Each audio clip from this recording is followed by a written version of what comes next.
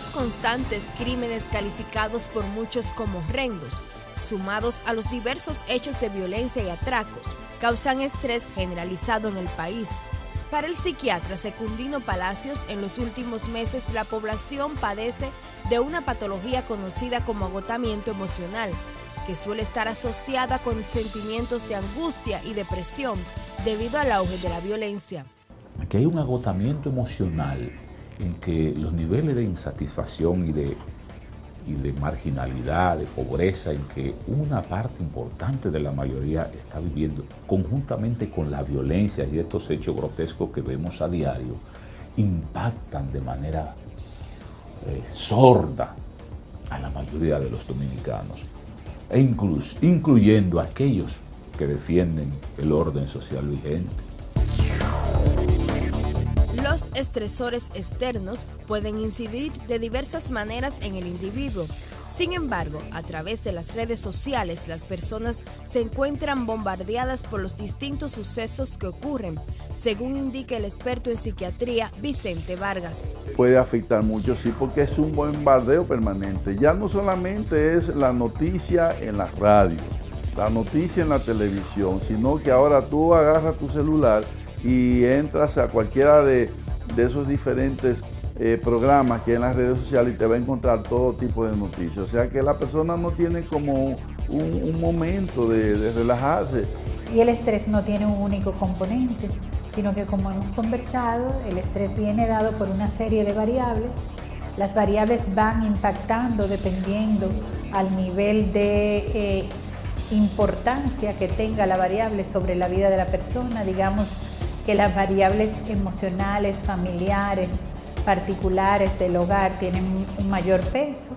Según explican, la fatiga emocional suele estar asociada con el cansancio, la angustia, la apatía y la falta de energía. Tristeza, llanto fácil, la habilidad afectiva, retraimiento social. A veces hay pérdida, un tanto de pérdida de los hábitos higiénicos, ¿no? Encierro en las habitaciones, tiempo prolongado encerrado en las habitaciones, evita el contacto con los demás.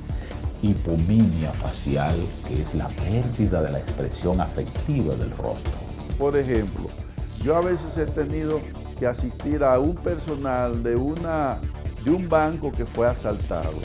Entonces, después que ese banco fue asaltado, esas personas que estuvieron más cerca de los ladrones y que fueron amenazados y que se vieron en situación de peligro, pueden tener una reacción producto de ese evento.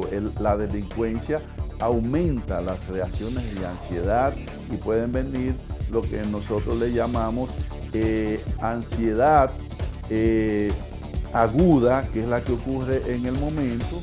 Y esto puede traducirse a que las personas puedan llegar incluso a quitarse la vida, como una salida equivocada.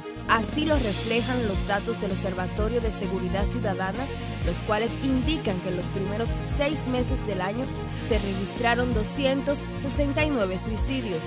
Esto proyecta que la tasa de este tipo de muertes autoinfligidas se situaría en 6 casos por cada 100.000 habitantes al final del 2017. Ese estado de cansancio, de agotamiento emocional no es más que una manifestación de la enfermedad depresiva, pérdida de todas las expectativas de vida, pérdida de lo que son las esperanzas, un cúmulo de elementos estresantes, una sociedad que se desensibiliza y pierde aspecto fundamental, en este caso la desensibilización de la sociedad dominicana alrededor del tema de la vida. En el ámbito laboral, Patricia Cuevas, experta en gestión humana, explica que no existen estudios que asocien este término con el ejercicio profesional de la persona, sino que se presenta por los distintos niveles de estrés. Realmente, como yo compartía contigo, como profesional de gestión humana, no hay ningún estudio ninguna investigación que compruebe que el agotamiento emocional es producido por ninguna condición laboral, sino más bien que es producido por el estrés. Este trastorno se vincula también con la falta de descanso y la irritabilidad. Ya el estrés es inevitable, porque todos tenemos que vivir todo lo que hemos mencionado aquí. Entonces, ¿qué es lo que debemos hacer? Aprender a tener factores para moderar el estrés.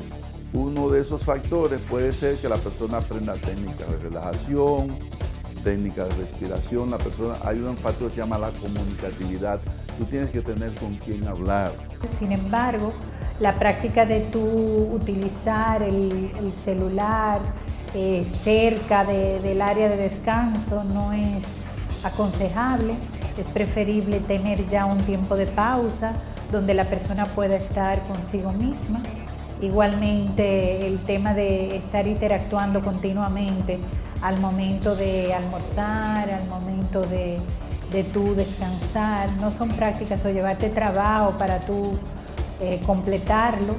Recomiendan que lo más adecuado es no llevarse trabajo a la casa y disponer de tiempo suficiente para relajarse. Y si alguien siente que padece de agotamiento emocional, debe ir a terapias con especialistas de la salud mental. O ir donde un terapeuta contando otras cosas. Por eso es que mucha gente va a la psicoterapia, porque la gente dice, ¿y por qué tengo yo que ir donde un psicólogo, un psiquiatra, que yo no estoy loco? Pero es que no es para loco, porque la psicoterapia te permite expresar tus emociones y eso te ayuda de alguna manera a liberar la tensión que producen las situaciones. Además, se recomienda no someterse a la iluminación del celular por largas horas antes de dormir. Igualmente, ir a la cama a chatear y a escribir, a responder WhatsApp a estas horas de la noche, la misma pantalla lumínica le da un estímulo a nivel de la pupila, de la retina, que va directamente a la corteza prefrontal y que aumenta los niveles de cortisol en el cerebro y entonces se disminuye la calidad del sueño. Por eso no es bueno acostarse a resolver problemas. Los expertos suelen coincidir en que el agotamiento emocional puede estar acompañado de depresión y de autodesconfianza, que afecta a quien lo padece, por lo que la población dominicana debe estar alerta y si alguien presenta esta patología debe buscar ayuda de inmediato, antes que sea demasiado tarde.